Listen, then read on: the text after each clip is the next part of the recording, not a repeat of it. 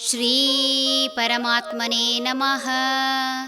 ಶ್ರೀಮದ್ಭಗವದ್ಗೀತಾ ಅಥ ಚತುರ್ದಶೋऽಧ್ಯಾಯಃ.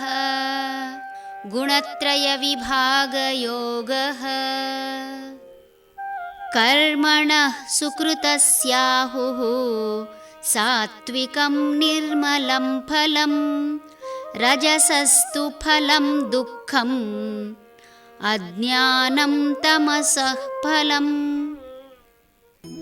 ಒಳ್ಳೆಯ ಕರ್ಮಗಳನ್ನು ಮಾಡುವ ಫಲ ಸಾತ್ವಿಕ ಮತ್ತು ನಿರ್ಮಲವಾಗಿರುತ್ತದೆಂದು, ರಜಸ್ಸಿಗೆ ದುಃಖವೇ ಫಲವೆಂದು ಮತ್ತು ತಮಸ್ಸಿಗೆ ಅಜ್ಞಾನವೇ ಫಲವೆಂದು ಬಲ್ಲವರು ಹೇಳುತ್ತಾರೆ.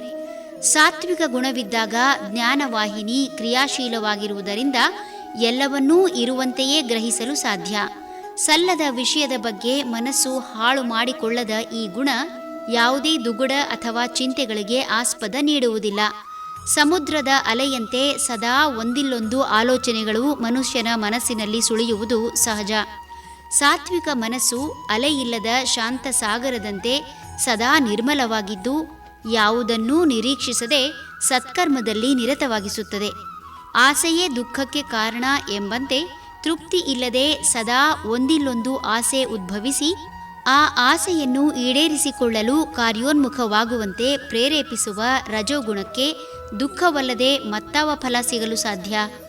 ಏನನ್ನು ಕೂಡಿಟ್ಟರೂ ಇಲ್ಲೇ ಬಿಟ್ಟು ಹೋಗಬೇಕೆಂಬ ಅರಿವಿದ್ದರೂ, ಸಹಸ್ರಾರು ವರುಷ ಇಲ್ಲೇ ಬದುಕಿದರೂ ಖಾಲಿ ಮಾಡಲು ಸಾಧ್ಯವಾಗದಷ್ಟು ಕೂಡಿಡಲು ಪ್ರೇರೇಪಿಸುವ ಹೆಸರು ಹಾಗೂ ಕೀರ್ತಿಗಾಗಿ ಹೋರಾಟಕ್ಕಿಡಿಸುವ ಈ ಗುಣ ವ್ಯಕ್ತಿಯ ದೇಹ ಹಾಗೂ ಮನಸ್ಸನ್ನು ಶೋಷಣೆ ಮಾಡುವುದು ನಿಶ್ಚಿತ.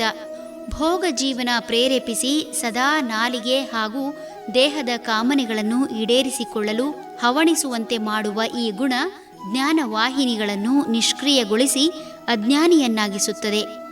ಹರಿ ಓಂ ತತ್ಸತ್.